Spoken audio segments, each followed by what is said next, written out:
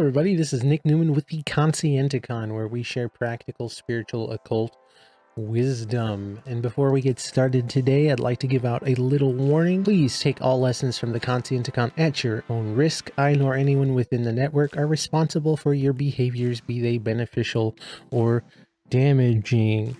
We try our best to tell the truth here on the Conscienticon. Some things we might get wrong, some things we might get right, but we are not medical professionals or financial advisors. So please take everything here at your own risk. Today's question is, how do you get all the things you want? How do you control the world? How do you manifest? How do you get power? These are the things that we're going to answer, and I'm going to answer them in a very roundabout way, okay? Because I feel like I'm a person in a state of life right now where I think I've pretty much gotten everything I wanted. Everything I truly wanted, I have. Please, if you're new here, subscribe to the channel, like and comment. My goal here is to make everyone brighter and sharper and way more competent in everything that they do, and way more confident with themselves. So if you're into stuff like that, please subscribe so you get every new video that I post with every new topic that I try to cover. So we're going to start with a very personal story here, very personal to me, and probably one I was never going to share until now. And I think it'll make sense if you stay to the end of the video exactly why I'm sharing this story, even though it's very uncomfortable. When I was 20, and before I was 20, we'll start there. Before I was 20, I did not have a father. I was not raised with a father. I had a single mother and a sister who raised me. So I'm a man who was raised, or a child who was raised without a masculine presence. Okay, I had a brother who was fairly masculine, but he was very wild and here or there. He was never really around consistently. But I did adore him. When I was 20, when I was 19, my mother died. And when she died, my mother died around the age of 60. And I knew my father, my biological father, was very close to her in age. So I wished to communicate with him. And there was a pressing sense of mortality within me where I was like, I have to talk to him because he's old. I know wherever he is, he's old and he may be dead already.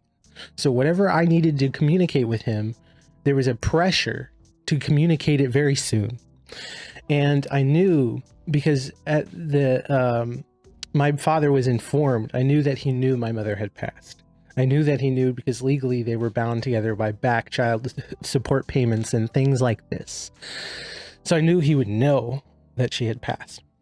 So I looked him up, found his phone number, and set in my room. It wasn't that hard to find, by the way. I found most people can be found fairly easily these days. But I sat in my room and I was gonna call him. And even thinking about it now, it brings up feelings of like anxiety and dread. Even thinking about it now. But I was so deeply terrified of communicating with him because I thought of myself in his eyes as nothing but a mistake. That's what I saw myself as. That's what I thought. I sat and I cried alone. I had a roommate and everything. I just sat in my room, cried, okay, trying to get myself together, like iron willing myself to communicate with him. Because I knew, I was like, it's now or never. I don't know how many more years he's got. I don't know how many more days he's got. So I need to communicate with the guy who is responsible for half of my genetics, okay? Particularly what I was searching for, really, now that I'm older and I look back on all of this, what I was looking for was acceptance from him. Because when we are young, we are so dependent on the external world to give us the needs that we have, right? So we are absolutely bound to our parents. In fact, I would say and make that claim when I go full circle in the end of this video that when you produce a child, that child becomes an extension of you, maybe outside of you, but it is you. It's more of you. And the way you treat that child is reflective on how you treat yourself and how you believe in what you believe about yourself too. It's reflective. It's all the same. I went to call him, and what I was searching for was affection, love, and acceptance is really what I wanted. Coming from a male perspective on this, even a young man, status is what young men crave. more than anything. They crave status. And when you know that, you see it everywhere. You see it in competitive competitions between two individuals playing video games. They're competing for status. Who's the best at this? In fact, male domains are scattered so widely that everyone has a chance to feel special and high status at something. And that is one of the tricks to life, is to search for things you are good at until you are so good at it that you have that part, almost that primal part of the masculine, the internal masculine, getting approval from the outside world saying that you have status. I was contacting my father for this love and affection because by definition, they were successful. Evolutionarily, they were successful. So your mother and your father were successful in creating you. They survived long enough to create you. So it gives them almost a fundamental truth of existence itself, saying that they must have had life together enough. They must know a thing or two more than you because they made you. Right? So we assume this. We assume this when we talk to our parents, that they've got it all together, or at least they got it more than you because you were a piece of them, right? And we don't often think of ourselves being the same. We think of ourselves as fractions of the whole. So young me wanted to live up to expectations of a father who was never there. Okay, and this is why I cried for a day before I even called him, because I cried trying to fathom what it would feel like if he just denied me altogether. It was a terrifying feeling. So that's processing, getting over that, and then communicating with him. And when I communicated with him, I remember telling him, he asked me, I knew what he did. He's a foreman at a rock quarry. That's what he does. I don't know if he's alive anymore because this was 10 years ago. But there's another example of status being the primary male driver when you're talking from one man to another man, be it a father and a son. That's one of the first things that gets communicated is, what do you do? And so I know what he did. And then he asked me what I was doing. And I told him at the time, I was going to school for this. I was going to school to be an English professor. That's what I wanted to be. And I told him that. And I said, I'm currently enrolled in college right now to become an English professor.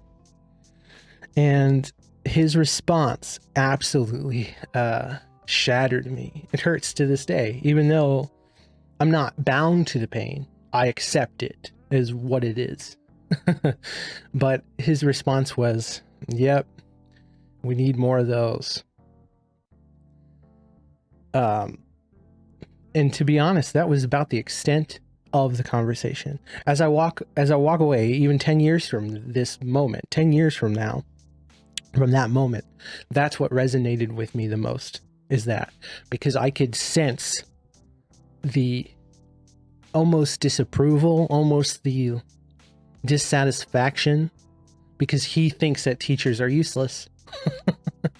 He thinks that teachers are useless, and he thinks that teachers are useless because he does a job where he drives forklifts and bobcats and all that. And by the way, I do that too, which is crazy. I can teach and do that. But it shattered me.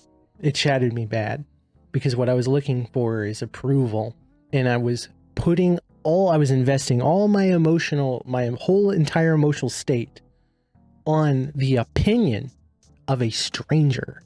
Okay. Now it was a caveat, because it wasn't just a stranger. This is the man who made me, right? Even though he did not contribute to my existence without force. Just a long roundabout way of saying that control in the world is mostly an illusion, because we have intention, and then we use our intention to passively change the flow, the state of things around us to get towards that intention. So we don't actually control it. We don't grip it. The more you try to control something, the less control you have over it, because we are not, no matter how intellectual you are, we are not smart enough to calculate all the deep intricacies of every machination and every variable in our direct environment. You're not even in control of how your stomach works. It just does it. There's intelligence within you that sometimes it works, sometimes it doesn't. But there's intelligence within you, machinations that are working that you don't govern. All you do is to guide. And so a great example is if you're lactose intolerant, you're not going to go drink milk. You're guiding your body and saying, no, the mind's going to guide the body. Say, no, even though milk is delicious, I'm not going to drink it because I know it's painful. I don't know the machinations of how my body processes it. It just doesn't process that. So that's an example of guiding with intent. You don't control the process. The best way to do is just to guide, to steer things away from bad happenings. What I'm saying is most of the trouble with people in their life and their lack of control over any scenario in their life actually resonates with their sense of lack within, their lack of acceptance that they are part of what is going on. They are a machination. So young me should have never sought approval from my father about a situation in his life that he wasn't connected to. He wasn't raised the way I was. We're totally different. Genetically, we have some similarities, but of course, he would never understand it. And it was wrong of me to question my circumstance of existence by making an opinion of someone else over that, whether he was my father or not. And I'm hoping this is making sense to you guys, because we're going to dive a little bit deeper here. And if you're new here again, please subscribe, comment, and like. So those who bear tremendous responsibility, from my experience, I see them elegantly. There's two different types of people. There are people who elegantly traverse experiences of exceptional responsibility, and then there are people who either become tyrannical or neurotic under intense levels of responsibility. Things happening to them where they feel like their intent is paramount, or the thing that happens has to go to wherever their intent is. And there are people who surrender to the process. And what I mean is, when they surrender to the process, they become the process. They fold into it. They realize that they are part of the whole thing. They're part of the whole machine. They're not the whole machine, but they're part of it. All that life really requires most of the time are tiny tweaks here and there to keep systems that are already in process continuing to flow, because there's an entropy, and there's chaos in the system, so things change. But your intent allows you to know what machinations need to change to keep things in line and in order. People who surrender to the process that they're in, absolve themselves and become whatever process, those are the people who are most graceful and elegant under pressure. They're the best leaders, they're the best commanders, and they see the purpose in things before other people can. And then when people come in to contrive what the purpose of the system is, they're able to get those people out of that system or change those people just by sheer will. It's absolutely beautiful to think about. And what happens is there's a surrender. One of the ways I overcame this heartbreak of my father's disapproval was to surrender. It was a surrender to say that I don't need any other human being to tell me that my existence in any shape or form is permitted in any way, whether it's right or wrong. I don't need any other human being to do that, because the universe has accepted me as I am already, and it has accepted you as you are already. You do not need to be accepted by anyone outside of you, because the universe has already gave you a thumbs up, or you wouldn't be here to experience. The fact that you are experiencing alone is permission from the universe, because if there's some things that most people can agree on, they can agree on how much suffering there is in the world and how much pain and tragedy and bad circumstance there are. It's just a rough place to survive. We are, it's so primal. That's why I sought the attention of my father, because it's so primal. I know that he survived. And so the primal reptile part of me wanted his his acceptance, because in the past we were so tightly knit to our fathers and stuff in tribes and in society that if your father didn't accept you, there's a chance you could die, because maybe he didn't accept you because what you're doing isn't right. And so it's built in. It is built in to try to get these approval from your parents. It's genetic, it's evolutionary, whatever it is. But if we can open our eyes and see deeper, we can see that the fundamental truth is that you don't need to be accepted by anybody. Anybody, because you exist. If I don't accept you as you are, does it change anything? You're still here. You're still doing whatever you're doing. And if I don't believe in the things that you believe in, or accept what you want to become, or the trades that you want to practice in, or the actions that you want to do, if I don't accept that, does it really change anything? No, because the universe is permitting it. You are allowed to do it, right? You are living your truth. So you do not have to take truth outside of yourself.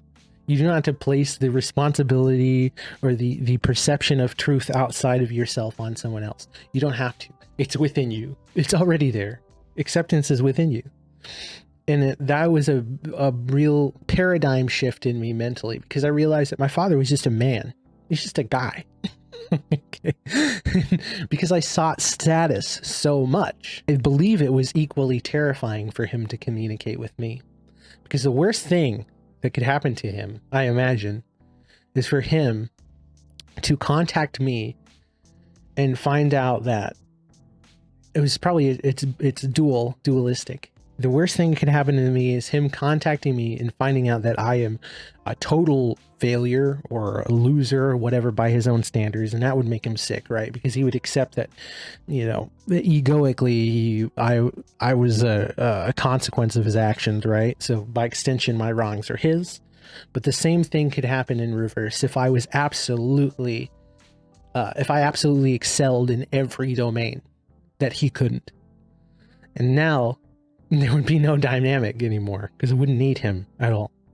And I think his answer to these problems within himself was to just not communicate with me at all, not find out. It doesn't matter, because I don't need acceptance from anybody. And when you cross that bridge of not needing acceptance from anybody, then you cross a bridge where you don't need acceptance from friends. You don't need acceptance from coworkers or bosses or women in your life or other men or sexual partners. You don't need it. You don't need it, because you realize that you're permitted to exist just as you are. And relinquishing that and saying that I have to be something, I have to control systems like this, things have to come out the way that I want, is the worst way to exist. We are very, very well equipped to flow within systems. We are very well equipped to do that. There are so many passive things going on inside of your brain right now that are controlling your behavior right now, how you're moving, where your focus is, how you're breathing. All these things are just automatic because you and your environment aren't really different. You're all one. You're all flowing together. It's like a Sam Harris idea that you and the system and the world that you're a part of isn't really so different at all. You're like a node within it, but you are just as part of the whole system. Just as a single circuit in a laptop is part of the whole laptop, it's still one individual circuit, still important. You are still one individual thing. You're still important to the whole machine, the whole cosmos, right? And what happens is when you're absent, it finds a way to flow without you. Okay. So we're talking about surrendering and becoming part of the process. What you're surrendering is your ego. You're surrendering yourself. You're surrendering the harsh expectations that you have on specific outcomes. Nothing rests, everything vibrates. We're all going somewhere, right? To judge with too much scrutiny is to become tyrannical. And it is to clog up the system itself when you do that. Because now you're no longer accepting parameters when everything in the universe works within parameters. Everything works within parameters. And now what you're saying when you're controlling something is you're removing parameters of outcomes. And to remove those parameters, you might just be destroying the whole system's ability to adapt to an ever-changing environment. The next thing to think about, and this is a symbol that I've seen a lot, and I'm sure that many of you guys have seen this. This is the Indian god Shiva, okay? And this is the dancing Shiva. This is the symbol of what it is to be completely divine, completely awoke. This is the best representation in the physical and mental world that I've seen, other than maybe symbols of gnosis. But we have Shiva, who the god Shiva means that which is not. All right. Because he controls everything, is everything, but is not at the same time. So if we look at the symbol itself, we see Shiva, the god, emerging from a ring of fire. And that ring of fire actually translates, because all of this is rough mythological translations. This is meaning. It's abstract, but true enough. Close enough. We have a god dancing in the center of a fiery ring, and that fiery ring is the transmutational energy of the whole universe. It is all of existence. It is the physical world. It is what we are swimming in right now. It is us, right? And he's dancing within it. Okay. And what's interesting is Shiva dances on top of, some people say it's a dwarf or a troll or something like this. He's dancing on top of somebody. He's got 1 foot down on the ego, is what it is. It's the sense of self. It's the sense of specificity within the ocean of all things. And it's so tightly bound and so singular that it doesn't know that it is the whole show. And this is what Shiva stands on top of. It is an idea about taming that ego. And what we are doing when we're gaining control of any system is actually relinquishing control entirely by becoming it. And this is why Shiva dances, because hermetically we know that the law of vibration, and we've already talked about this, everything, nothing rests, everything moves, everything vibrates. So Shiva dances because to not be still requires action. He's still manifested within the world. So what is he going to do? He's going to be, he's going to vibrate, he's going to move, he's going to dance. This is kind of the compact secret to controlling, to letting go. And I started this video talking about my connection to my father, because my connection to my father was one entirely egoic. I was trying to build up this false structure by comparing myself to what I saw as my creator, seeing my father as my creator instead of the universe being my creator. And when you see the universe as your creator, you can dance. You can dance because everything's permitted. You don't need, the universe loves you as it is, or you wouldn't exist. Like, you wouldn't exist. And it's a beautiful thing to see. And as soon as you accept that, you embrace that you're part of the whole show. You're part of whatever system you're trying to control. So you're trying to control the system. I'm trying to control the Conscienticon, right? No, what I'm trying to do is be the Conscienticon, right? I'm trying to be part of it. I'm trying to be part of a network with all sorts of other people who are trying to get people to understand the deeper machinations of reality, maybe perhaps the more feminine side of reality, the things that science seems to not clearly respect. Okay, the emotional nature of our reality. And the meaning attached to literally everything, and how that meaning can change at your will, which makes you divine. Your will changing what perspective, what view you take on any scenario changes that scenario. It is divine. It is the dance. Shiva holds a drum in one hand, and when he beats the drum, that is the drum that manifests things within the world. He dances and he creates. but at the same time he destroys. So his other hand has fire.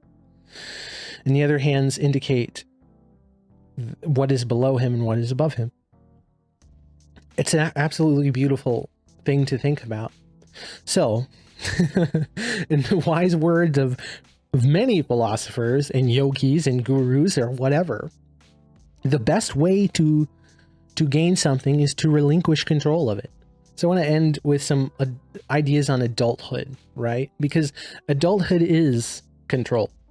That's really what it is. When somebody says that they're an adult, what they mean is they control things around them. That's what they're trying to say. That I've thought about this long enough that that's the conclusion I've personally drawn, is that when somebody says that they're an adult, what they're saying is, I am in control. Because a child is opposite. Children are completely free, highly impulsive, but they don't have any responsibilities. And because they don't have any responsibilities, they don't control anything. Not to say that they can't change the environment around them or the people around them, but they don't have to. And an adult is this idea that you have to. And because you have to get skilled at controlling your environment. There's nothing wrong with that, because I think all of us should aspire to become adults, good adults. So how many people do you see in the world that aren't adults? I see plenty of people out in the world, and I'm like, as old as you are definitely not an adult. In the sense that, not the sense that this person lacks the or that contention within them that makes them feel like they've got a control thing. It's not like that. It's just that they lack the love that a good adult or a father or a mother has. Because a good father controls out of love. Okay. And the love is, the acceptance is what it is. It's attention and acceptance. And that is a mantra I say often, is that love is attention. It's also acceptance. You're giving your attention to something that you accept, right? And you accept it as part of yourself. So it's in your best interest and its best interest to kind of harmonize and come up with plans together on how to navigate, right? And so anytime the whole system, the whole universe delegates authority in this way. It's a beautiful idea by Alan Watts, is that the Tao is something that flows through all things, but does not lord it over them. So like a tyrannical father would lord over his power over his son. A tyrannical father or an evil father would be disappointed in general in his son's existence, right? Even though if we went by first principles, which is the first point to take away, the first practical point that you can take away from this video, is that anything in life that you are trying, that you desire, you should seek the first principle of it, which is understand why you desire it. So why did I desire to talk to my father in the first place? Well, I desired to talk to him because I sought acceptance for existence. That's a principle. I sought it out. I wanted it. I wanted somebody who I saw as a higher status than me, and so high that they actually helped create me, to approve of my life, despite the fact that I was alive. Despite the fact that I still figured out how to pay my bills. I still figured out how to clothe myself. I still got married. I'm still able to help so many people. Right? But I was still expecting acceptance, right? And just by thinking first principles, if that's what I sought, who has permission to grant me acceptance for existence? Well, it just so happens to be the universe or God or the divine. The fact that I'm here already is enough. This is first principles thinking. And it gets you out of all sorts of emotional tangles. It gets you out of all sorts of logical traps. The second practical point to control, manifesting things and controlling things and doing well and living gracefully, is to accept the external as part of yourself. There's nothing in the world that we experience is not filtered internally. It always is. It always is. There's components within us analyzing everything that's going on, and we can't consciously fathom it. But what does bubble up into the conscious mind is internal. It's all internal. It's all the way you analyze it, the way you see it, and it's all this. No matter what happens to you outside of the world, it is still more of you. Your inside goes out. Okay, and this is the second principle. The second main practical idea is that if you want to control something, become it. Become it. Surrender to it. Take it in as part of yourself, and take yourself as part of it, and you will find grace, because its failures are your failures and its victories are your victories, and so on and so on and so on.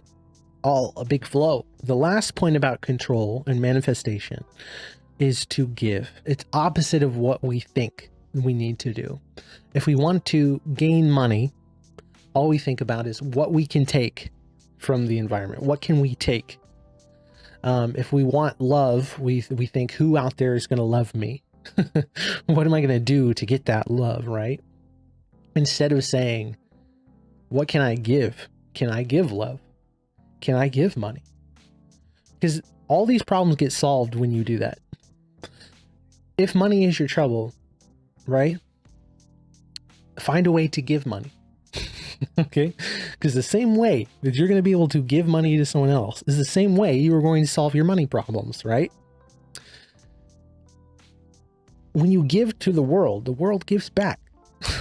It just seems to be that way. Human nature is geared this way. It is geared this way. When humans are in big pools of people, it is reciprocity bias is a real deal. Somebody gives, imagine the way you felt the last time someone gave you a gift. The reciprocity bias gets inside of you, and now you feel as if you need to treat that person nicer. You need to reciprocate by giving a gift back. Imagine if the whole world was like this, just giving. No one would want for anything. And what we would find is, by breaking down the world by verse principles, by breaking down the things that we desire, we come to the conclusion that most of the time what we really want is right there in front of us the whole time. We want all these things that we want.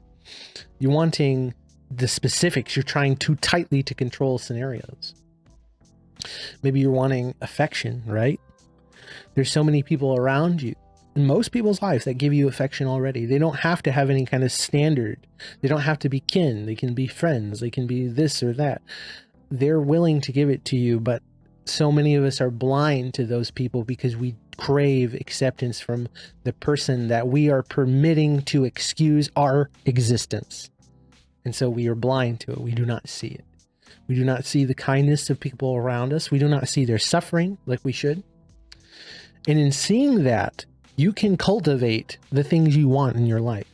You have to be the thing that you desire in life. You've got to be that for it to come to you, for you to become it. You see what I'm saying? For you to receive it, you've got to be it. Long story short, it's a wonderful thing that happened to me because it allowed me to see my delegation of love from myself, instead of just saying, you know what? I'm pretty cool. I'm pretty powerful. And you know what? The world does need more teachers. Maybe not English teachers, okay? But here we are, right? I'm still a teacher. So, this is Nick Newman with the Conscienticon. I thank you all so very deeply. Please comment, like, and subscribe. And if you really, really like this content, become a patron. And the amazing thing about being a patron is the first 100 patrons will get a video posted on the Conscienticon on any topic or question that they want me to answer and research. I will research it, I will answer it, and I will post it as a contribution under your name. And it'll stay on the Conscienticon permanently. I will not delete it no matter how different things change. It will become permanent on the network. And on top of that, you get access to secret videos that I make and can only post there, and you get a free copy of my weight loss book. So I lost a tremendous amount of weight, and I like to share how I lost it with as many people as possible so they can change and they can be better and feel better and give more love.